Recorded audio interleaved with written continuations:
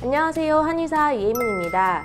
당 도서관 코너 시간인데요. 이번 영상에서는 건강서적을 읽어보도록 하겠습니다. 이번에 소개할 책은요, 시니컬한 약사의 약이 되는 독설이라는 책인데요. 약사가 저술한 책이라 그런지 제목도 약이 되는 독설이라고 지었네요. 시니컬한 약사가 독설을 했다는 그런 이미지가 떠오르죠. 독설의 독도 한자 독독 글자를 써서 약과 연관 지었네요. 제목 잘 지었죠? 내용도 참 좋은데요. 목차부터 함께 살펴보도록 할게요. 책의 전반부에는 만성질환에 대한 이야기가 나오고요. 책의 후반부에는 약사 입장에서 자세히 적은 약이랑 건강기능식품에 대한 이야기가 나옵니다.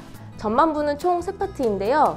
1. 우리 몸은 전자동기계. 2. 현대인의 만성질환. 3. 만성질환을 극복하는 방법. 이렇게 구성되어 있고요. 파트 1, 2, 3 모두 스트레스가 만성질환에 영향을 준다는 그런 내용을 강조하고 있습니다. 함께 살펴볼게요. 1. 우리 몸은 전자동기계. 파트에서는 자율신경계와 항상성을 설명하고 있습니다. 우선 자율신경계부터 살펴볼게요.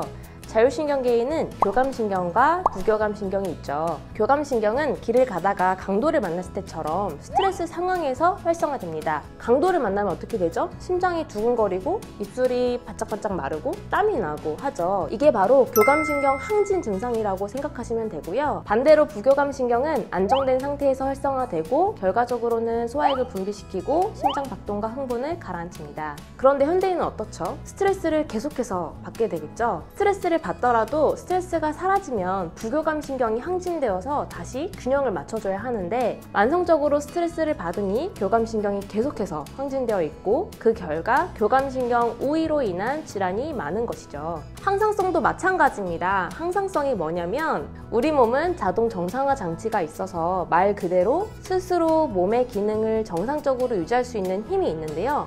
몸이 항상 일정한 체온을 유지하는 힘, 그리고 항상 일정한 혈당을 유지하는 힘을 가리킵니다. 그런데 이러한 항상성도 스트레스에 취약해서 스트레스를 받으면 항상성이 깨지게 되고 몸을 일정하게 유지하지 못해 결국 만성질환이 오는 것이죠. 자율신경계와 항상성을 위협하는 게 스트레스임을 알았는데요. 스트레스가 구체적으로 우리 몸에 어떤 영향을 주는지 한번 살펴볼게요. 이에 대해서 이해하려면 항스트레스 호르몬인 코르티솔에 대해서 알아야 하는데요. 코르티솔은 스트레스를 받으면 분비되는 호르몬입니다. 스트레스를 받아 코르티솔이 적절히 분비되어 혈당 조절, 항염증 반응, 면역 기능 저하에 관여하는데요. 문제는 스트레스가 지속적이면서 과도한 경우에 발생합니다. 이 경우에는 부신이 탈진해버려서 코르티솔 분비가 줄어들게 돼요. 코르티솔이 항스트레스 호르몬이라고 했죠. 말 그대로 스트레스에 저항하는 호르몬이란 뜻인데요. 쉽게 말하면 스트레스에 버틸 수 있는 원동력이 되는 호르몬이라고 생각하시면 됩니다. 스트레스가 만성화되면 코르티솔 분비가 과잉되고 한계를 넘어서면 결국 고갈돼 버려서 스트레스에 버틸 수가 없는 상태가 되는데 이를 현대인의 만성질환 중 하나인 만성피로증후군이라고 말하죠. 여기까지 이해 잘 되시나요? 혹시 어려우시면 반복해서 영상을 시청해 주시고요. 저자가 강조하는 내용을 한 문장으로 표현하면 스트레스 때문에 자율신경계와 항상성이 무너지고 그 결과 만성피로증후군과 같은 만성질환이 발생한다는 것입니다. 저자는 만성질환을 극복하는 방법으로 3가지를 제시하는데요. 하나는 골고루 먹어라 합니다. 그 이유는 우리 몸에서 아미노산, 비타민, 미네랄 등이 쓰이기 위해서는 결국 다른 아미노산, 비타민, 미네랄 등의 도움이 필요한데요. 특정 영양소가 제대로 흡수되기 위해서는 또 다른 영양소가 필요하기 때문에 골고루 먹는 게 중요하다라는 뜻이죠. 두 번째는 몸에 나쁜 것을 먹지 말라는 내용인데요. 우리 몸의 소화기관인 장은 인체 면역의 70% 정도를 차지하는데 나쁜 음식이 들어오면 장질환이 발생하기 쉽고 면역력이 떨어지기 때문입니다.